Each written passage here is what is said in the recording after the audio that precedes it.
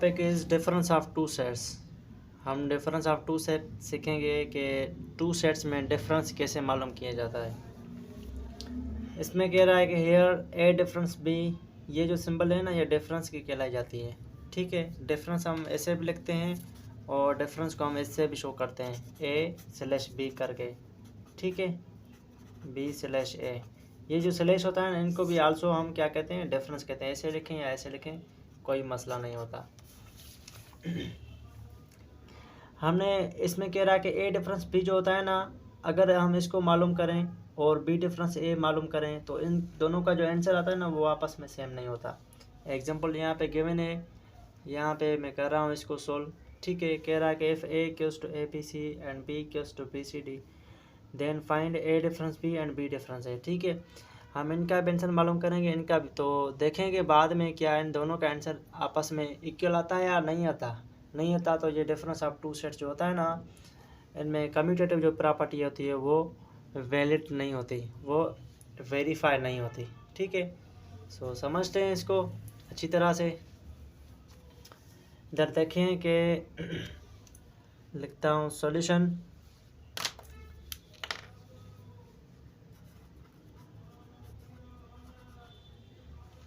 इसमें first of all क्या है हमारा, ए डिफरेंस बी है।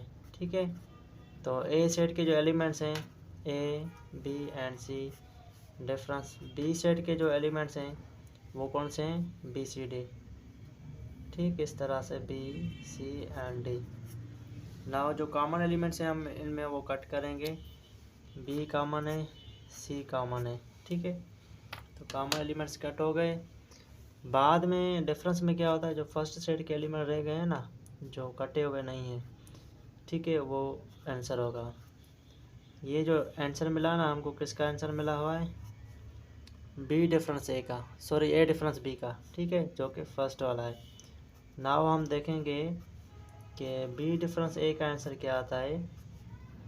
बी सेट के फर्स्ट ऑफ ऑल जो एलिमेंट्स हैं वो ये हैं, बी सी एंड डी, इस तरह से।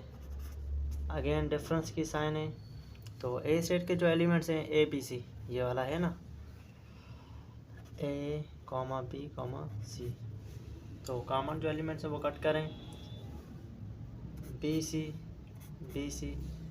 इधर देखें कि बी डिफरेंस ए में क्या बच गया, वो रह गया है डी। तो ये जो आंसर मिला हुआ है ना बी डिफरेंस ए का, जो कि दूसरे का है। तो इधर आप देखें, इसमें कह रहा था ना, अगर ए डिफरेंस बी मालूम करें तो बी डिफरेंस ए भी मालूम करेंगे ना, आंसर आपस में सेम नहीं आएगा। इस तरह से देखें, ए डिफरेंस बी का आंसर ए है और बी डिफरेंस ए का जो एलिमेंट मिला है कौन सा, डी मिला है। तो हेयर लिखेंगे, हेयर ए डिफरेंस बी जो कि इक्वल नहीं होता बी डिफरेंस ए के, इस तरह से। ठीक है, सो ये हमारा क्या हुआ, आंसर है। उम्मीद है अच्छी तरह से समझ में आ गया होगा। इंशाल्लाह हमारा नेक्स्ट टॉपिक होगा, उनमें हम मिलेंगे ज़रूर। अगर एनी क्वेश्चंस हो तो ज़रूर पूछिएगा। अल्लाह हाफिज़।